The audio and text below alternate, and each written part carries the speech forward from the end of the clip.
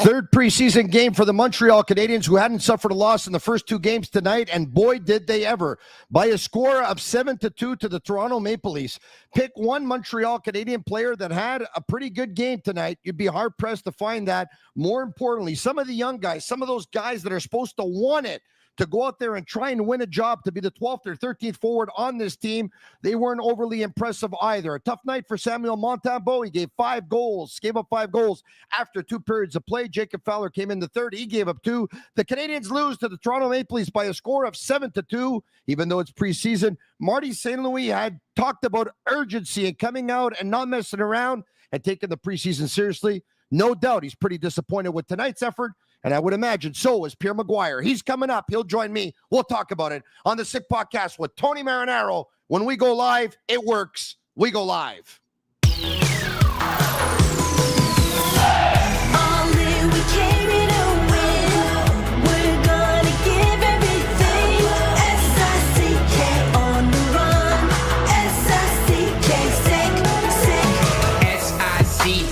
It's the sickest podcast. Tune in for the audio, or you can even watch back. Giving players all the props, or put them on blast. We don't give no hot takes, only talk facts. We're giving all our devotion, riding high on this wave of emotion.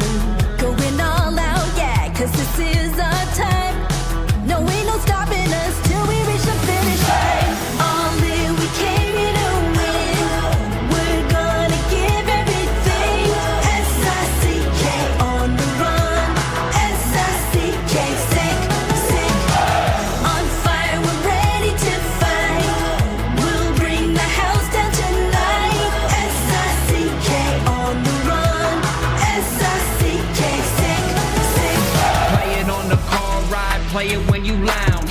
X and O, you know that we can hold it down. Shout out to my man Sammy, got it off the ground. And to all the listeners tuned in right now, got debates, analysis, and speculation. This is sports talk for the new generation. You know where to find us, got a reputation. Sick Podcast, your #1 sports destination. Giving all our devotion, riding high on this wave of emotion.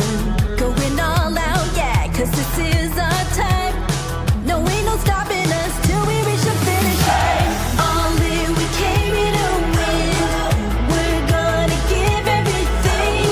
S-I-C-K on the run. S-I-C-K, sick. On fire, we're ready to fight. We'll bring the house down tonight. S-I-C-K on the run. S-I-C-K, sick.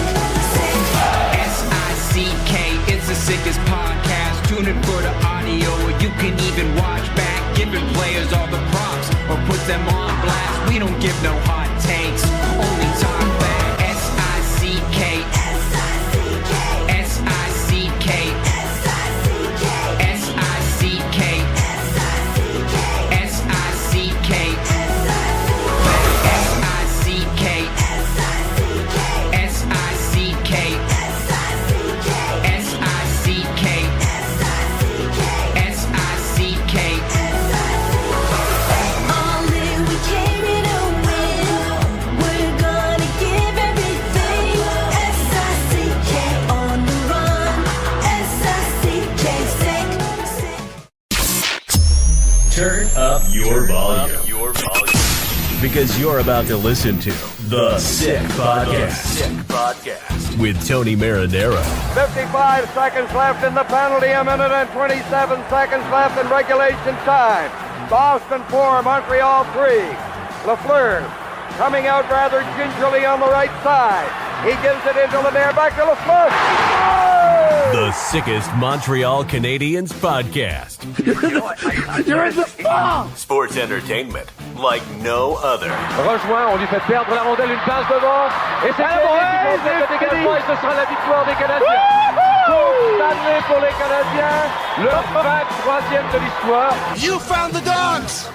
John, you found the dogs! He found the dogs! And all together, they worked a young team to the top.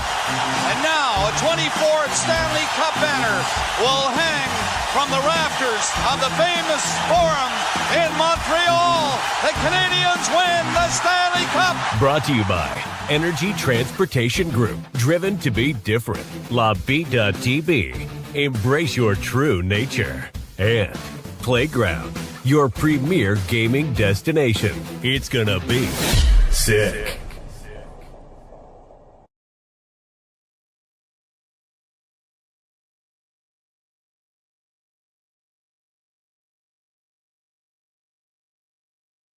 Marinaro, the Sick Podcast. Montreal Canadiens lose by a score of 7-2. That's the bad news. Also, the other bad news is that Marty St. Louis talked about urgency, right? No more messing around. Got to take the preseason seriously, because 1 year ago, they didn't really take it all that seriously, and they had a really bad start to the season. Other bad news, some young players supposed to make their mark, supposed to go after that spot, supposed to go out there and make an impression. They didn't do that either. Other bad news, Noah Dobson doesn't return to this game. Caden Gooley was supposed to play but pulled out, wasn't able to play, and all of a sudden some guys are hobbling, and we'll discuss that in just a couple of minutes. I guess the only good news is it is the preseason, and it's not the regular season, so even though you lose the game, it's not like you gain points, it's not like you lose any points, and we'll go with that. It's now time for Pierre McGuire. The McGuire Report. Presented by Vago Italian.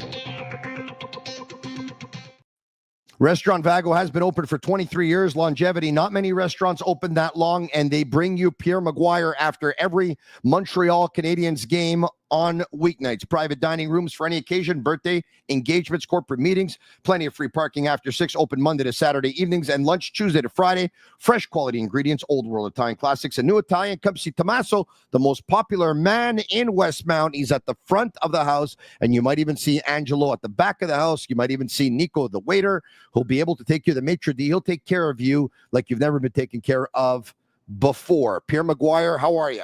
I'm very well. I'm better than the Montreal Canadiens right now. This is easy, though, Tony. This is good for the coaches because they're going to have a very captive audience tomorrow when they practice. This was not a good game, and they can try to spin it any way they want. They had 7 shots almost after 40 minutes against a team from Toronto, Tony, to be fair, that doesn't have one defenseman in that game tonight that's going to start the season in Toronto as a top 6 defenseman.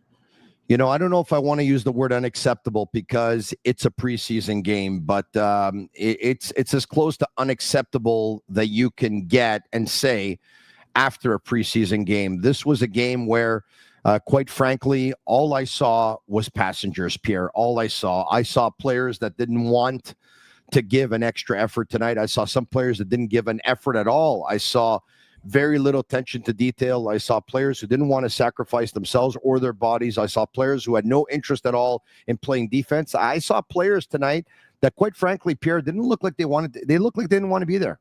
But yeah, you saw that from the Montreal Canadiens.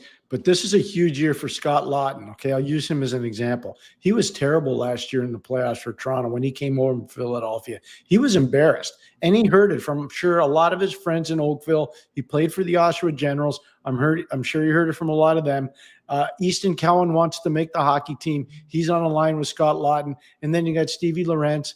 He just signed a new extension to his contract. He's an undrafted or a player that was drafted very late in his draft year. And all of a sudden he gets an opportunity to play. And I'm telling you right now, those guys had the urgency you're talking about, Tony.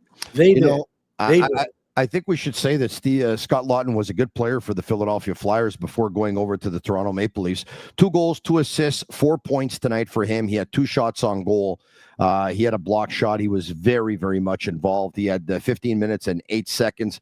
Only bad spot for him tonight, I thought, was on the face-off circle, of course, where he won only 6 of 18 draws. Steve Lorentz, you talked about him. He had 2 goals and 1 assist, also 2 shots for him in 11 minutes and 40 seconds. Talk about making the most of your ice time. It seemed like all he did was go to the net and things went off him. Matthias Michelli, of course, is a player that Toronto picked up in the offseason. He had 2 assists in tonight's game. I thought he was pretty good. Bobby McMahon had a goal and an assist, and he had a couple of shots on goal. But Pierre, we'll talk about the Montreal Canadiens. This was one really tough night at the office for Samuel Montembeault. I mean, it was one of those nights where he wasn't able to stop anything. When all was said and done, Montembeault gave up 5 goals on 17 shots. Yeah, no, he wasn't very good, but he had company. That defense in front of him didn't play well. And I brought it up after the first night against Pittsburgh, and I'm going to bring it up again. And I am not picking on this player because I think Noah Dobson is going to be really important for Montreal. I'm telling you, Tony, they got to get him corralled and they got to break him down defensively, because all that offensive stuff is fine. But if he's not going to compete in his own zone and make good reads in his own zone, it's going to be a problem. And they're not going to say it publicly. I'm telling you, they're not going to right now. But they know what I'm talking about. They see it on the tape and they see it from upstairs and they know. So far, what I've seen from him is compete level. I think is below average. And you know what? Once again, you don't make a career in a preseason game or 2 preseason games. But I said this the other night. I will stand by it. I don't care what some analytics say or don't say. I don't care what people think or don't think. This is my opinion, so I'm entitled to it. Mm-hmm. I don't like when people put Laine Hudson in the same category as Noah Dobson. Laine's another level. He's another level. He's another level in terms of compete. He's another level in terms of creativity. He's another level in terms of imagination. He's another level in terms of passing skills. He's another level in terms of hockey IQ. He's another level in terms of the way he can quarterback a power play. And you know what, Pierre? People could say all they want. Well, no, he's in the first year and the Dobson's in the 6th year and whatever. Blah blah blah blah. It's okay, whatever. So that's fine. Noah Dobson's a good hockey player, but his lack of intensity and lack of grit and sometimes defensive liabilities, like Laine Hudson has some defensive liabilities every now and then, which I call learning moments. He was a rookie in the National Hockey League. He's going to lose some battles, and because of his wanting to jump into the play, he's going to have to time some situations better. Noah Dobson shouldn't be making the same defensive mistakes 6-7 years into his National Hockey League career. Yeah. And that's why I said what I said. They know. They're not going to talk about it publicly. No. They're not going to even try to spin it. It's Montreal. People see the same thing you and I are talking about. But this is where Stefan Robida is going to earn his money. He's going to have to get inside this guy and really work with him, because there are fundamental flaws. They're fundamental flaws defensively that need to be fixed. Stick positioning, body positioning, reading and reacting in the neutral zone, reading and reacting off defensive zone faceoffs. I'm telling you, Tony, the tape doesn't lie. Go watch. And I don't mean you, I mean people. Yeah. It's preseason, but this is part of why they have preseason. So you can eliminate some of this or work on some of this before the real games start. I said this before, and I'm going to say it again. I'm not one to change my opinion. I was in favor of that trade. I would do it again. The Montreal Canadiens definitely needed a right-handed, big right-handed defenseman who could probably log about 23 minutes a game. They needed an insurance policy to Laine Hudson. They needed somebody who can buy David Reinbacher some time. They needed depth on the right side of defense. David Savard was retiring. He will be able to help their power play. There's a bunch of reasons why I still think it's a good trade. I thought it was a little bit too much money from the beginning. I'm not going to change my opinion on that either. Having said all of that, for everyone who thought it was an absolute steal, right now the New York Islanders are watching and they're saying, okay, maybe now you know. Now you understand why Lou Lamoriello refused to go down the path of over $8 million a year. Now you know. That doesn't mean that Noah Dobson's a bad player, because he's not. He's a good player. And I think they'll fix him and make him better. We're just telling you what's going on right now. But this is something that needs to get nipped in the bud pretty quick here. It does. Because if he's going to play with Mike Matheson, they got to nip it. But it also shows you, Tony, and I think you would agree with this, and if you don't, please tell me.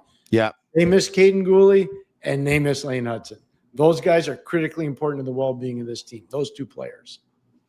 All right. Okay. So now Patrick Laine scores a big goal, but we talk about intensity. Come on, man. Got to be better than that. Well, that goal, I'm going to cede him the goal. I'm going to credit Demidov for the feed. Demidov made a spectacular play there, and that was one of his few spectacular plays. He hasn't played well in the preseason either, Ivan Demidov.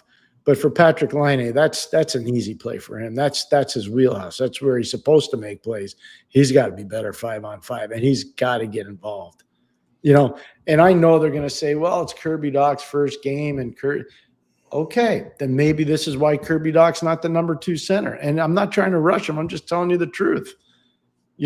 So this was a tough night. And I'm a huge Jacob Fowler fan. But I didn't think, even though he only went in the last 20 minutes, I didn't think on the 2 goals that he tracked the puck very well. No, he did not. No, he did not. I'm just telling you the truth. I didn't think he played well. So I think it was just, and we're at the point of camp for a lot of these guys where some guys are wondering, am I going to make it? Am I going back to Laval? What's going to happen with me? For the older guys, like, I just want to get through this without getting hurt. And they're also saying, we got a big Saturday night in Toronto, to go play in Toronto. Yeah. So they haven't been on the road. These guys have been home the entire training camp.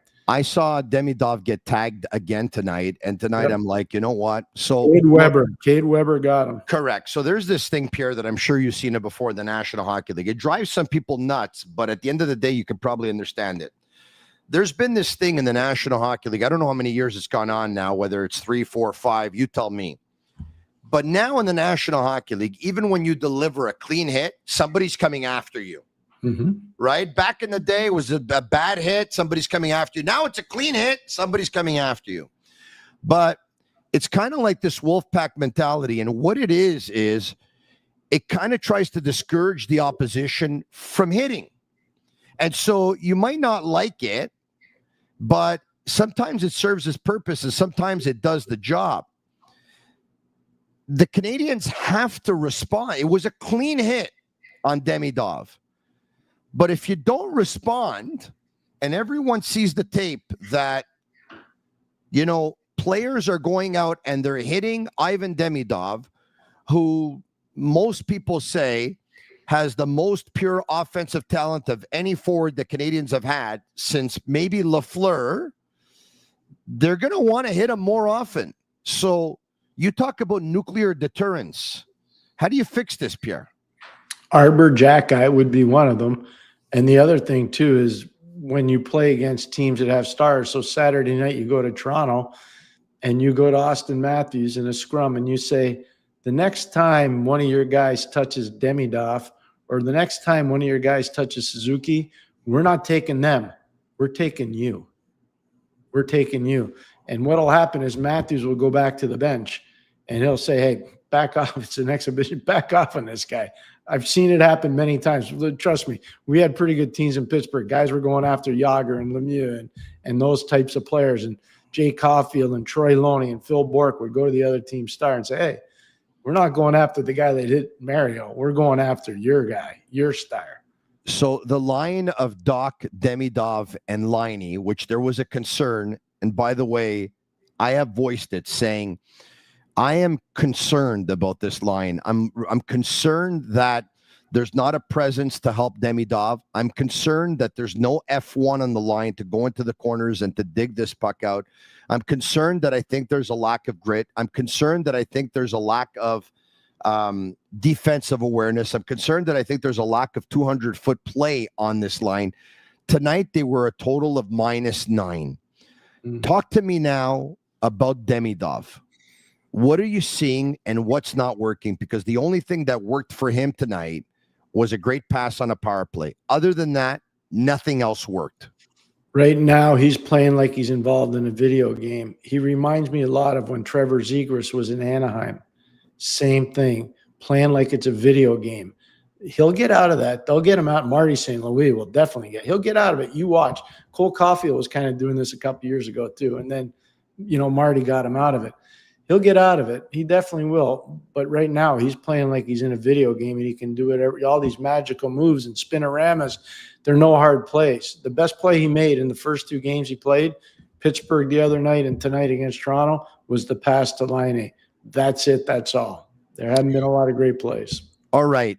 For those who are wondering, this out of the Canadiens post-game presser, Noah Dobson, day-to-day groin injury. Mm-hmm. Caden Gooley, day-to-day groin injury. Reinbacher being evaluated.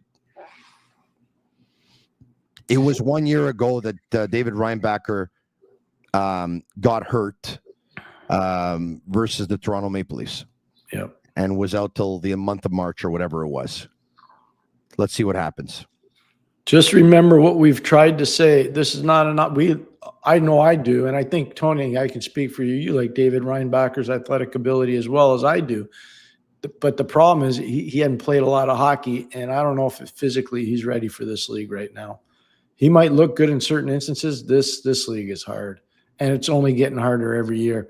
So he's got to do some work with Pascal Vincent and the guys down in Laval. He's not ready to play in this league, not right now. He's not, Pierre. He's not. And I know the Canadiens see big, and I know the Canadiens see David Reinbacher as a potential defense partner for Laine Hudson one day. He's not. He's not. And, once again, here's something, right? And I think everyone's figured it out by now, Pierre. You were the president of the Laine Hudson fan club, and I have followed, okay? Mm-hmm. So David Reinbacher in a month will be the same age, I think, that Laine Hudson was when he started the season last year, 20. Pardon me, he's already 20. He'll be 21 in a month, okay? David Reinbacher went 5th overall in the draft. Mm-hmm. Look at Reinbacher, look at Hudson at the same age. Yeah, you can't. Different category, man. So I'm just gonna tell you this. It's easy to do. To get 20 points in a college season is really hard, even if you're a forward. Go look at Laine Hudson's numbers. His 2 years at BU, he had 50 points or right around there. That's unbelievable for a defenseman. Go compare that to Brian Leach when he played. Or go compare that to Rob Blake when he played at Bowling Green. 48 and 49 points, Pierre. You're right. 48 and 49 points. So, and then if you went to go look at Leach from the 80s, and if you looked at Robbie Blake from the 80s, those guys weren't getting those kinds of points. I'm just telling you. And that's how good Laine Hudson is. Like, spectacularly good. You talked about Brady Tkachuk on a couple of occasions. He had 8 goals and 31 points at Boston University. Yeah, as a freshman playing with an NHL player, Jordan Greenway, who was his center. Yeah. Just telling you. I was there watching. All right, so you're Marty St. Louis. You're walking back home tonight, and you're thinking of the line of Doc, Laine, and Demidov. What are you thinking? Doesn't work.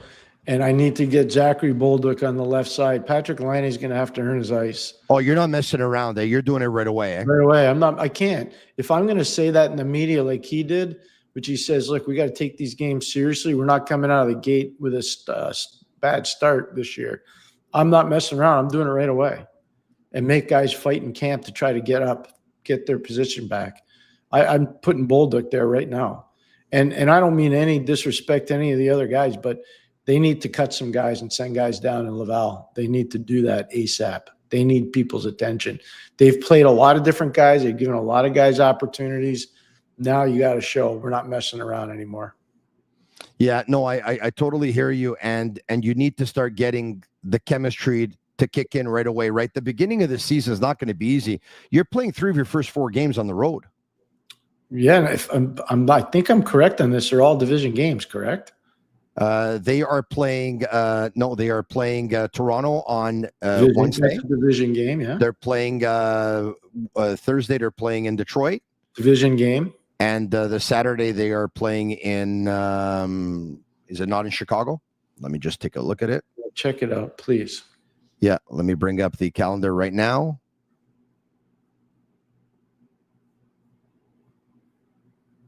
All right, so in the month of October, when the season starts, the Montreal Canadiens open up. Yes, that is correct. On a Wednesday night in Toronto, on a Thursday night in Detroit, and on the Saturday night, they're in Toronto.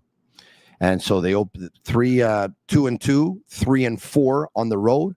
And then they'll open up. They'll have their home opener on the Tuesday night versus the Seattle Kraken, who in Seattle, by the way, was in town versus the Canadiens last October. I think they scored 8 on the Canadiens in an 8-2 win or something like that. Mm-hmm. And then the Canadiens will play 4 games at home. They'll have Seattle on the Tuesday. They'll have Nashville on the Thursday. They'll have the Rangers on the Saturday. And they'll have the Buffalo Sabres on the Monday. By the way, there's a pretty good chance that we'll be watching the game with the fans, and we'll tell you where, on Saturday, October 18 versus the New York Rangers. So stay tuned for that. In the meantime, Marinaro, I'll talk to you about our partners who make this possible for you to be able to watch it for free.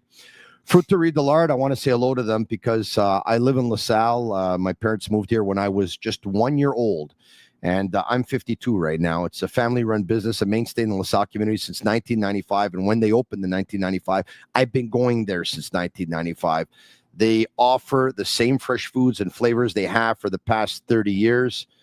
Sergio Momesso's brother, Paul, started working there probably about 6 months ago. Pierre, I'm sure you know him from fresh fruits and produce delivered daily to an ever-expanding assortment of deli meats, cheeses, and sandwiches. You'll find personalized service and friendly faces that make you feel like family. By the way, they have a terrific coleslaw at the Fruiterie Dillard, and they make their own tzatziki as well, and it's amazing. All right. Also want to give a shout out to Bittt Tibi. Their new Ultra Lager is a refreshing, thirst-quenching beer. It's perfect for cool fall days, only 90 calories, 2 grams of carbs, 4% ABV per can, available in a pack of 6 and 12 in grocery stores all around the province of Quebec. Ultra light and ultra refreshing. Pierre McGuire says, send some guys to Laval right away. Send the message. Let's take a look at the Montreal Canadiens roster for tonight's game. All right. They had Suzuki with Slavkovsky and Caulfield. They had Doc with Demidov and Laine. They had Vincent's Roar with Missar on his wing and Joshua Roy on the other wing. Jacky with Tuck and Davidson. On defense, Matheson, Dobson, Delgaizo, Reinbacher, O'Rourke, and Klurman. Pierre, when you talk about, you know what, start sending a message, do you talk about doing the obvious and right away cutting a Delgaizo, an O'Rourke, or a Klurman? Or are you saying, you know what, get people's attention, like cut a Joshua Roy right away? What are you talking about when you say get their attention? Well, I think one of the things you do is you take Laine off that line right away. That's what I do. Right away. Because I need him to play harder. I need him, so I got to get his attention in a hurry. That's number one. Number two, I would start. Well, the injuries on defense are not easy to overcome too, so you got to measure that. This is where Jaden Struvel's got to show how much he's worth. This is where Arbor Jacky has to show how much he's worth. I would send a couple guys down to Laval, whether it's Delgaizo, whether it's Nate Klurman. I'd start doing that. I'd start cleaning it up so that we can have harder, more intense practices and more focused on players like Dobson when he's back, improving their play. All right. So in regards to the injuries to Caden Gooley, Noah Dobson, and David Reinbacher, Marty St. Louis says, I don't think it's serious stuff. I'm not too worried about it. Isn't that good news? He added that there were 2 players that impressed him tonight. Pierre, can you take a guess? One's a defenseman and one's a forward. I'm going to say the defenseman probably was Matheson. You would be right. And then the forward, I'm going to say, was probably Roar. He liked Mishar. Did he? Okay. Yeah. I didn't honestly, I didn't notice him as much. I noticed Roar. But I'm just being fair. Mishar's got huge talent. So in a game like that, his talent would stand out. Yeah. He needs room to play, and there was room to play tonight. Roar is going to play in this league up here. At some point he will. Yeah, he will. I don't know if it'll be in Montreal, because I think Montreal is trending the right way. You can only have so many small guys, but he's a good player. I always liked him. I wrote big reports about him when I was in Ottawa. Oh, really? Yeah, because he played for the 67s.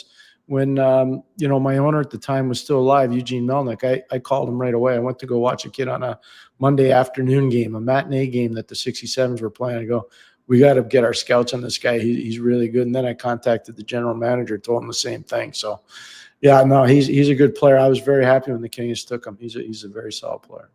Okay, it was 7-2, says Patrick Laine. That says it all. Some guys were sleeping, myself included.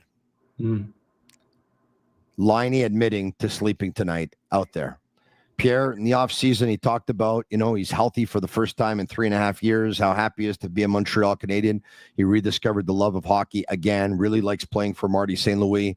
His wife has just fallen in love with Montreal. They want to be here for a long time.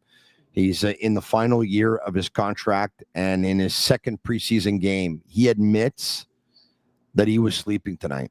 Yeah, it wasn't hard to pick out. We saw it. I mean, we brought it up right away. Yeah, Either he'll get it or he won't. There should be serious urgency in everything he does this year because he's in the last year of a contract. And some people around the league don't see him as being worth what he's being paid right now. So if he wants to change some of their opinions, he's got to bring it every day. That's the only way you're going to be compensated the way you want to be. And right now, he's not bringing it every day. He's not. Pierre, I don't think we have to worry about the number one line. I think it's safe to say, right? Even if it was a little bit more difficult for them tonight. I mean, this is the line that had the most 5v5 goals in the entire league, more so of any line in the league last year.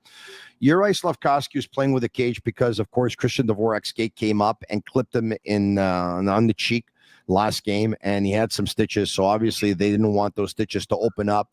So he played with the cage, and he said it was awful. I felt like I couldn't see to the sides, but I have to do it for a couple of days, and then it'll be fine.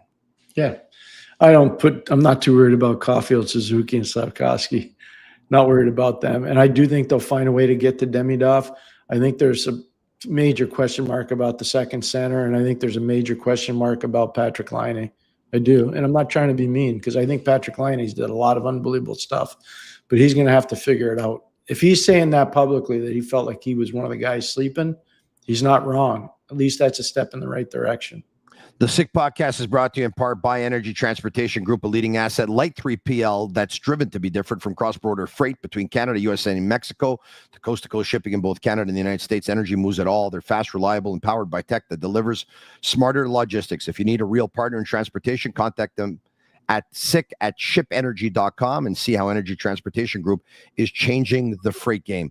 Pierre, in regards to the lines, most people look at it and say, okay, so Suzuki will be with Caulfield and Slafkovsky.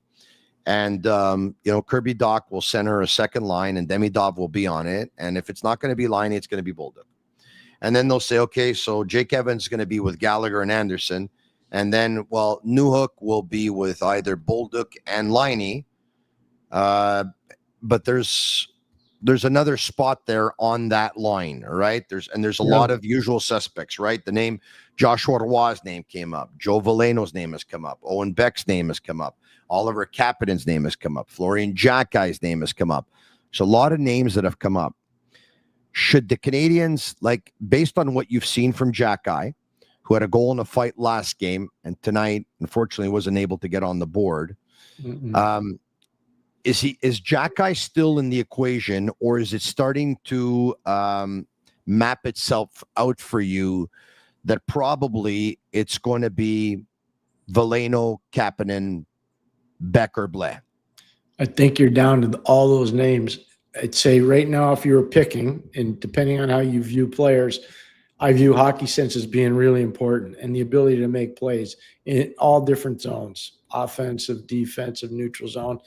Kapanen's probably the leading candidate right now because he's probably got the best hockey IQ of all those players you just talked about. He's not as big and as determined and as ferocious physically as Florian Jackai. I don't have Newhook being a centerman in the NHL. I have him being a winger. So I could see where he would fit on a wing. Pierre, does Joe Veleno have an X factor? Pardon me. Does he have an X factor for you? Is there? He does, but he didn't show it the other day. And the other day is you got to be better in faceoffs. You can't be 35% on faceoffs. But what's his X factor then? Because the X factor is a guy that's aware he can produce depth offense. He can win faceoffs. Potentially can kill penalties. He's a guy that can help you. But Joe's can't, he's not in a position, if he were a regular player, let's say, in an organization that drafted him like Detroit, they'd say, okay, it's just camp. He'll be fine. We're not worried about him. They don't know that. The coaches here don't know that in Montreal. The management doesn't know that. They're taking a flyer on this kid because he's a Montreal kid and they've had probably some good professional reports on him. But Joe's got to, whenever he gets his next opportunity, Joe's got to play that like a game 7 of a Stanley Cup final. I'm telling you. Same with Owen Beck.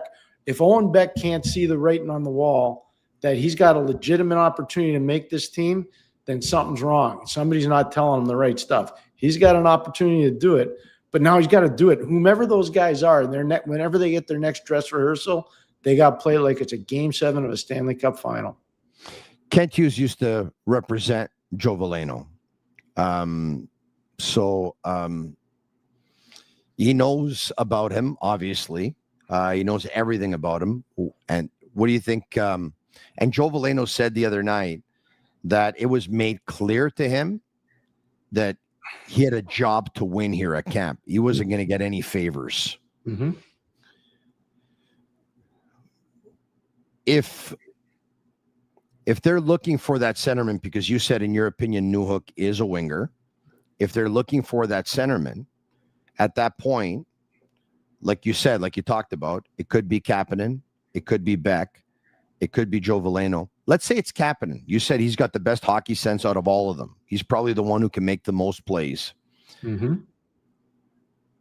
Your 13th guy should be a guy that is going to be a great locker room guy, a guy that's always going to have a smile on his face if he's not in the lineup, a guy that will be there to offer so much support, kind of like be a cheerleader, always get himself ready, be ready to play.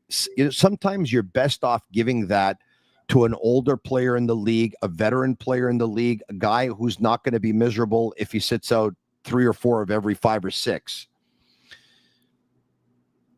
It sounds like Blais would be much better at that than Veleno. Well, Sammy, the only concern I have for Sammy really got hurt. Like when I was there when Sammy Blais was riding it big time in St. Louis, like he was an important player there. He was a good player. You know, he shredded his knee, goes to New York. It doesn't work out. And now he's, you know, his crowning achievement over the last couple of years has been winning a Calder Cup in Abbotsford, you know, and there's nothing wrong with that. That's a heck of a league. And to win a championship is huge. I just wonder about his health, Tony, more than anything else. I don't know if you know, he's a player, obviously, if he gets sent to Laval, he requires waivers. I think he'd be a player that might clear because of his knee situation. So, you know, we'll see. The one thing I want to say, though, I saw it on the broadcast tonight, and it's very true. Michael Pezzetta didn't play a lot of hockey for Montreal last year. You would agree, and most of the fans would. Yeah. But I heard Mike and Gord talk about it on the show tonight, and they were right. Mike Matheson said, you know what made Michael Pezzetta so valuable? He's the most positive guy every single day that he'd come to the rink. He wasn't down in the mouth. He wasn't whining and complaining and, you know, saying why this coach thinks he won't play me this. He was a great teammate. You got to make sure when you put that 13 forward, you find the right guy that's going to be just like that. Having said that, sometimes it's hard to find that guy, and sometimes the guys you have are maybe not that guy, except for Blais, who I think Blais could be that guy. I agree. But if Blais that guy, I don't think a lot of players are going to say, you know what, I really have to bring it tonight because he's going to take my spot in the lineup. Mm-hmm. But let's just say Veleno's that guy to start the season. He's the 13th guy. Kapanen knows he's got to be good because if he's not, Veleno could come in. Yep. You know, Kirby Doc might say, I got to be good because if not, I'll probably be demoted, right? So I'll go from second line to third line. Kapanen might go to second line. Joe Veleno comes in, he goes at fourth line or whatever. Right. So I think the guys, if a Veleno or a Kapanen are 12 and 13, the internal competition could be better is what I'm getting at. We agree. I agree with that. I think that's well said. I think there's a lot of merit to what you're saying. Internal competition is really important. It is, especially with this team. To me, the biggest thing is I don't want to overreact to preseason, but I still want to see effort. You know, and I've watched this team play live twice now, and then I watched their game from the other night during the day yesterday. And I know they've won their first 2, and then they lost tonight. But have you seen like Everett levels from a lot of guys? I have not. Pierre, you talked about sending a message, okay? Yeah. Joshua Roy last year, I don't know if he took his off-season training for granted, if he took his spot for granted. He was really shocked when he got cut and Kapanen started the year in Montreal. Joshua Roy has played 2 games, and he's played with different players. Mm-hmm. He has 0 goals, 0 assists, 0 points, and a total of 2 shots in 2 games. Mm-hmm. He had almost 18 minutes tonight, Pierre. Yep. 5 minutes and 34 seconds of which was on the power play. Like, I think you could send the message there again. Oh, yeah. No question. You know, I hate beating up on guys, but I watched him last year, and I was doing one of the games on the radio in Laval. Yeah. And I said, if this guy doesn't pick it up, the Montreal Brass are not going to be happy with him. And he played much better the second night. In fact, he engineered a big win over Providence. Yeah. But the first night I watched him, Tony, I was like, oh boy, there's nothing there. Like, he's got to get going. So I know some people will be at home right now and they're saying, oh, you're just picking on this guy. No, I'm just telling you. I want all guys to succeed. Well, I mean, the Canadiens lost. I want him to succeed too. Listen, the Canadiens lost 7-2 tonight, and Marty St. Louis says he liked two guys on his team, Matheson and Machar. This can't be a post-game show where we're going to talk about how great everyone was, because we'd just be lying to people if we did. So I've said this, and I've been consistent with this. Florian Xhekaj is not going to start the season with the Montreal Canadiens, but I wouldn't be surprised if he finishes it with them, because the Canadiens need that kind of player. And if he's not the guy that's going to be called up late in the season, it's because they will have acquired somebody at trade deadline that has a similar profile. So now that we're putting the cards on the table and you're saying, okay, we got to clear it up here, you got to start sending some guys. Let's be totally honest with ourselves here, okay? Mm-hmm. Florian Xhekaj and Luke Tuck are not ready for this level just yet. No, Luke is not. Luke disappointed me tonight. And I'm a big Luke Tuck fan. I've coached against him. There were opportunities for him to get involved physically, and I don't know if he was told not to or not, but I can't believe anybody would tell him not to, and he chose not to tonight, and that was disappointing. I think the coach was trying to send a message to those guys, Tuck, Xhekaj, and Davidson. Look, you guys all played in the American Hockey League last year.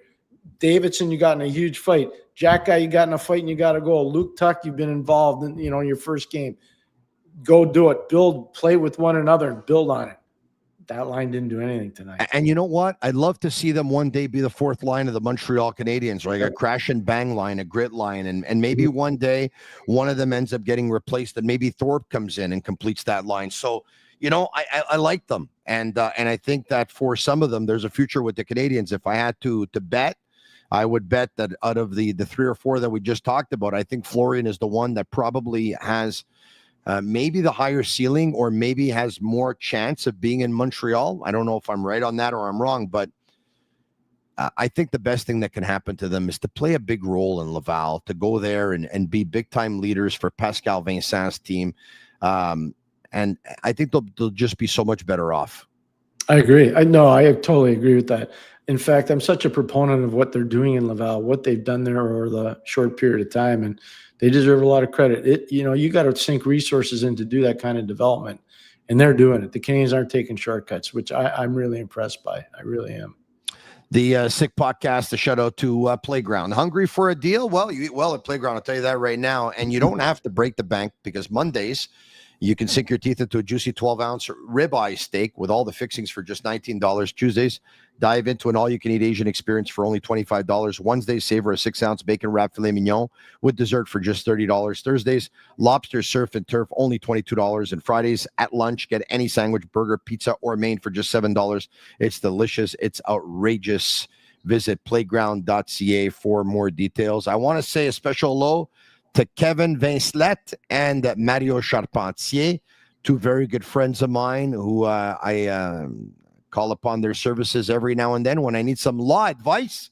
And they're with BCF Avocat, and you'll be hearing more from them on the Sick Podcast throughout the season, BCF Avocat. So stay tuned for that. We want to thank all of our sponsors. Pierre, I think you know this, but we're on the verge of opening a brand new studio in Montreal, in Ville-Saint-Laurent. And it's if you know where the IKEA is, it's very, very close to the IKEA. It's access off the so many major highways there, and it's very accessible. And a shout out to our sponsors for helping us out, and a shout out to Agnello and Sammy for really believing in this product and going, as we say, all in. They're all in now, because the studio, I spent about, 4 or 5 hours there earlier today. I think it's safe to say that for a podcast studio, it rivals probably some of the nicest podcast studios you've seen in the entire United States for some of those big shows, and probably nicer than some of them, probably even nicer than most of them. It's absolutely gorgeous. So I wanted to say that. So it's going to be ready within the next couple of days. We'll be doing test runs next week. on Thursday, Friday, maybe even Saturday. And then on Monday, October the 6th, so in about 10 or 11 days from now, we're going to debut Le Sick Podcast avec Tony Marinaro en français at 10h le matin. Earlier today, we announced a brand new collaborator for the French podcast. It's going to be Eric Bélanger, Pierre, who played in the National Hockey League. Remember Eric very well. For quite some time. Yes, Eric Bélanger will be a collaborator on the Sick Podcast, and he'll be a regular one as well. So we welcome Eric to the Sick Podcast family. Pierre, let's get back to Michar. Marty St. Louis said he liked him. You said he's got a lot of talent. So in a game that's open, it's easy for that talent to stand out. I think I know what you're getting at. If the game isn't an open game and a game to express talent, and it becomes a dirty game, a game that you have to rough it up and he'll probably be less in evidence, right? Yeah. So again, I'll go back to what I said at the beginning. Toronto played a game tonight with all 6 defensemen at the start of the game. None of them are going to be starting the NHL season in the NHL. They're not. And if they are, they're going to be not playing. They're going to be healthy scratches. They lost Marshall Rafai, a Montreal kid, in the first period. He didn't play the last 40 minutes. So they're basically playing with 5 defensemen, Toronto. I knew they had a substantial lead, so they were sitting back. They were giving up a lot of room in the neutral zone. That's a game that plays right into Michar's hands. That's his thing. But if you had an NHL defensive that took away gaps in the neutral zone and did a real good job taking away ice in the defensive zone, I don't know how much he's going to be able to contribute in that kind of a game. All right. Okay. So now, Michar, like when you're talking about what the Canadiens are doing, you've talked about several players and what they're doing. Do you think that it'll be hard for him to be able to make a niche for himself on this team because of the talented players that they already have in the top 4 or 5? Yes. Like, I don't see him playing ahead of Demidov. I don't see him playing ahead of Slavkovsky. I don't see him playing ahead of Caulfield. And I don't think he can do what Bolduc does. So I don't know, on the wings, who's he beating out?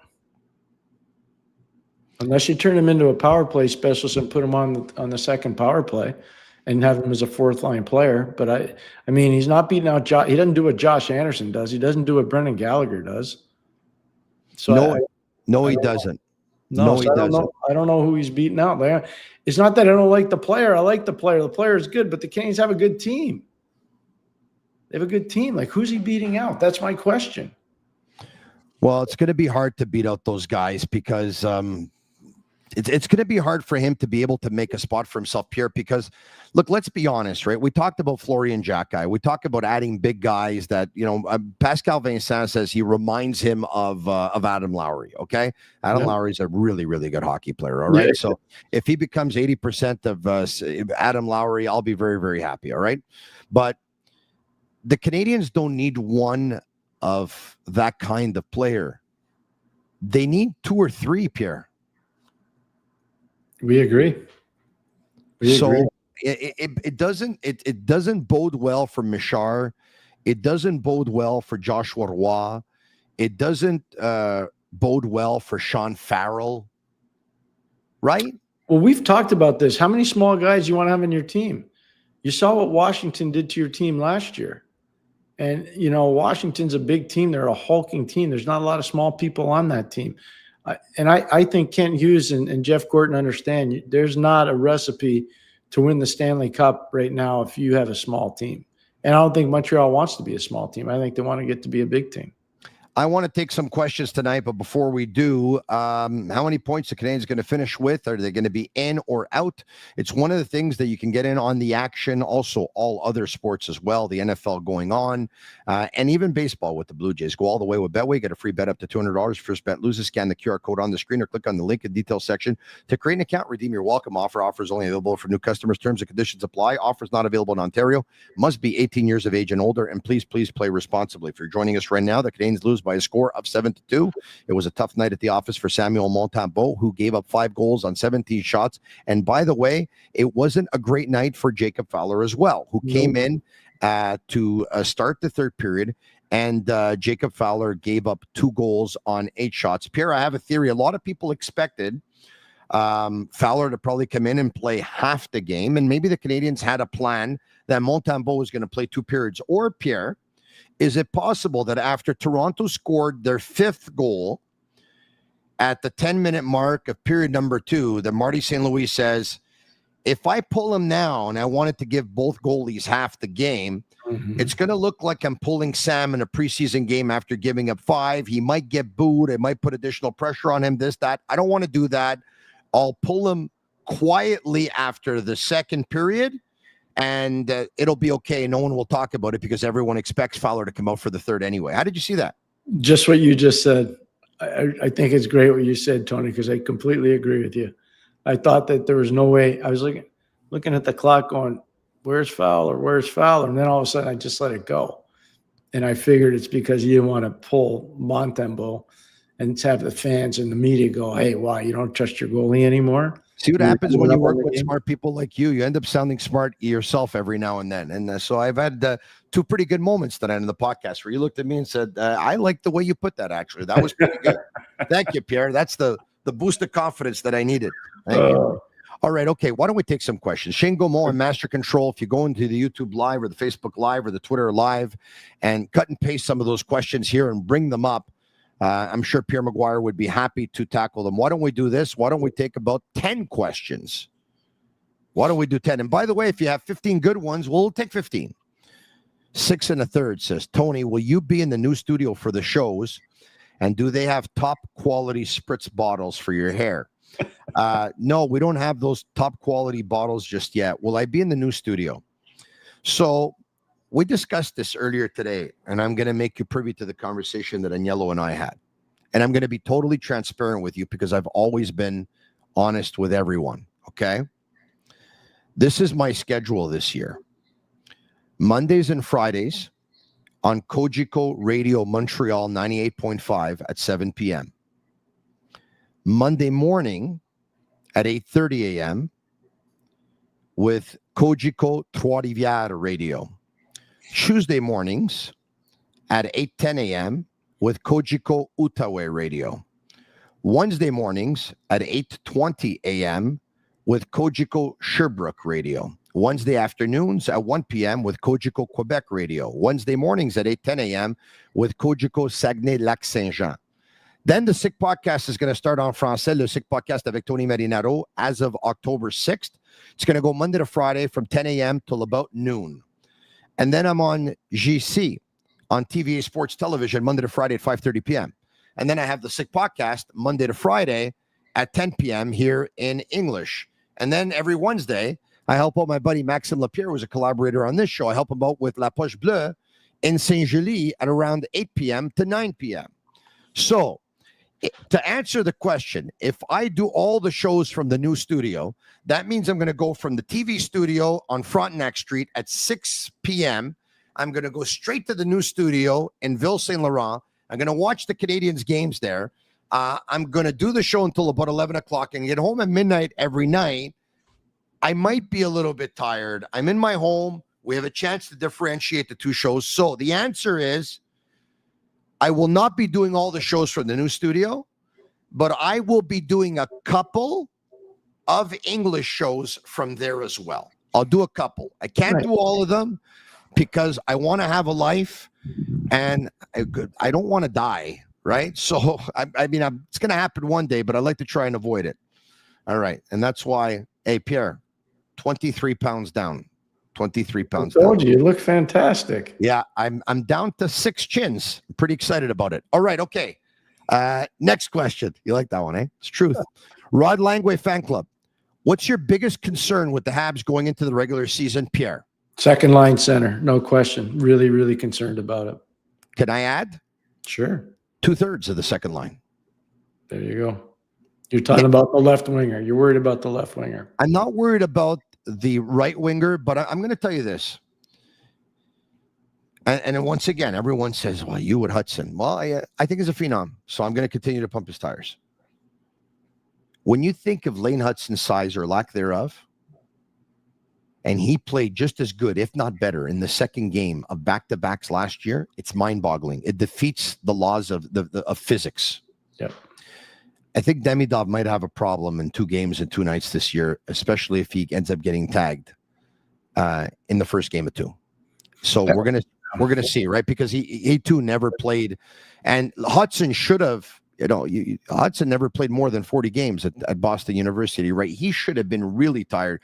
Like at the beginning of the season, Pierre, I'll admit, I said they're going to load management Lane Hudson, and they didn't. And if anything, he played more than anyone else in the playoffs, and he played every game. Yeah. You know what you forgot, and it's not your fault. He played 2 World Juniors too when he was at BU.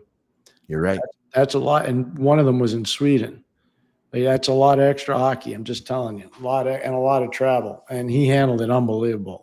He is a phenom. That's the appropriate word. Some people say he's a superstar. Some people say he's a star. Tony's nailed it. He's a phenom. He is. He's an actual phenom. Yeah, phenom. You want to use the word superstar? You can use it as well. Next question.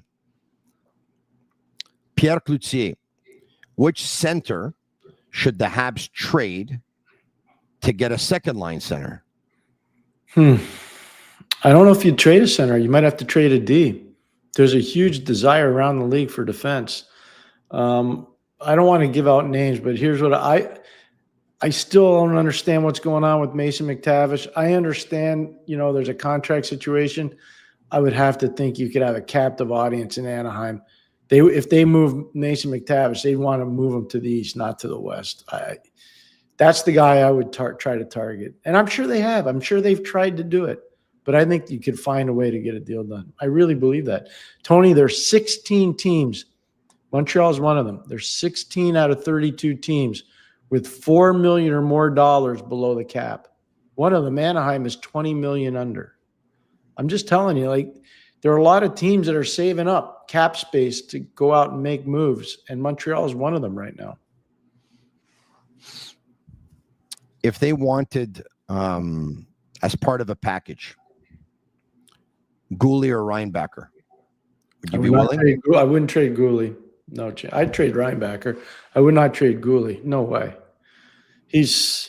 When Matheson, whenever that is, decides to move on, or the team decides to move him, Gooley is critical for the left side. What would it take if Reinbacher's one piece in a trade for Mason McTavish? How many more pieces would it take, or picks? I think it's a 3-component deal. I think it's a player, it's a prospect, and it's a pick. A player, a prospect, and a first-round pick. Yep. And it might not be a first round. You may be able to. Could be a second. Yeah, it could be a second. You'd make that. I'd probably do that. I think. And I'm not afraid to tell you this. If Anaheim hadn't taken McTavish and he would have slipped to where we were picking at 10 in Ottawa, I know Ottawa was going to take him at 10, but he was probably going to be gone before then. San Jose's had this amazing run on Ottawa 67s over the years, and I'm sure they probably would have taken him before. Yeah, but hold on. Didn't he go 3? Yeah, he did, but I'm telling you. There's no way you're ever going to get him at 10. Well, no, there was a lot of people thought he was going to slip. That's what I'm saying to you. Really, eh? Yeah. Mm-hmm. Why did they think he was going to slip? I don't know. I really stayed out of the amateur stuff. I'd only been hired 4 days or 3 days before the draft. So I didn't want to hi-hat the scouts. I stayed out of it. Okay. All right. Let's go to the questions. By the way, there's plenty of money, right, Pierre? Because let's just say Laine doesn't come back. You don't bring Laine back, and you don't bring Kirby Dach back. No, there's plenty of money. That's money, all right? Yeah, plenty of money. That's what I'm saying. Money's not the issue. That's why I say the stat. There's 6 people who don't believe when I tell them this. There's 60. The media hasn't reported this at all, which is shocking. 16 out of the 32 teams are $4 million or more below the cap. And you got a bunch of teams that are right around 10, 11, 8, 9 million below. That's significant. Mind you, there is that.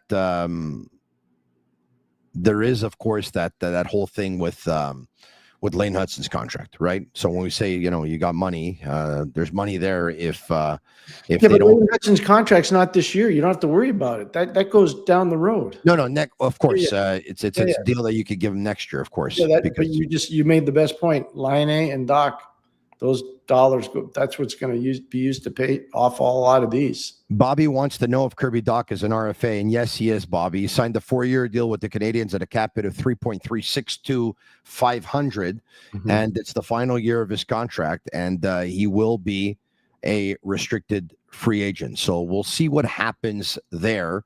But when I talk about, it's probably won't be a Montreal Canadien. Like for me, it's the season of truth for Kirby Dach.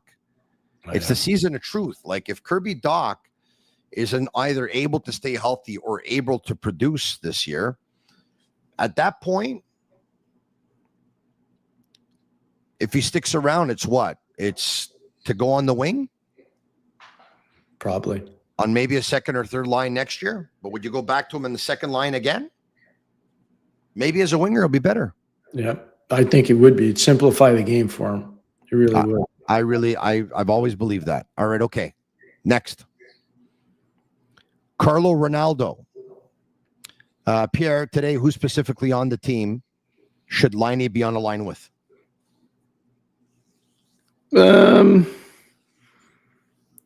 I think he's got to earn his way into playing a better 5-on-5 game. So I'd probably want him with a player like Jake Evans, who will get him to pick up the pace of his game, and probably Anderson. And that's not a knock on Galley. I think Galley can move up in the lineup.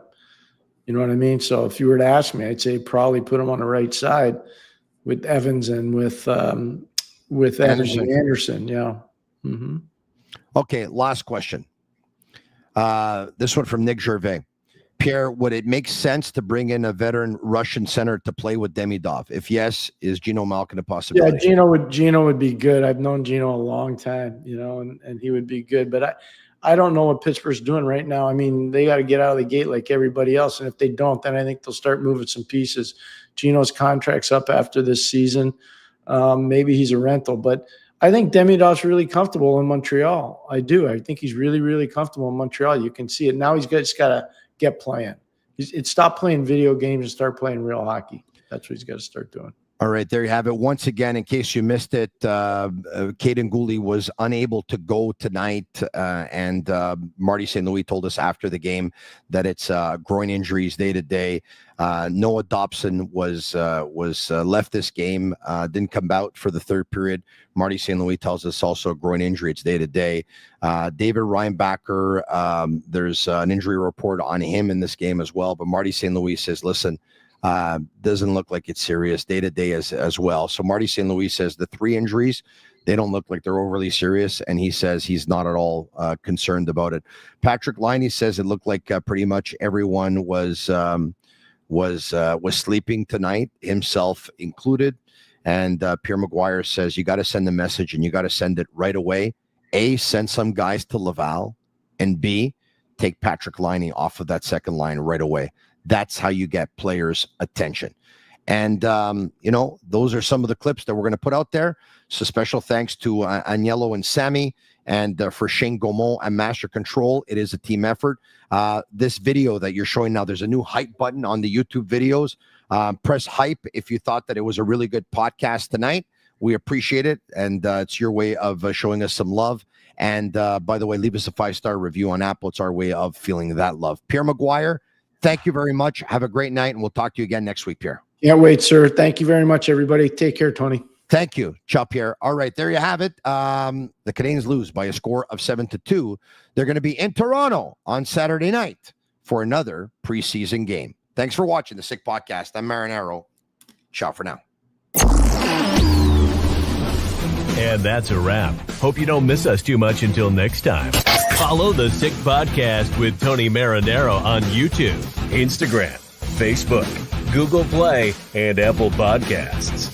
The Sick Podcast is brought to you by Energy Transportation Group, driven to be different.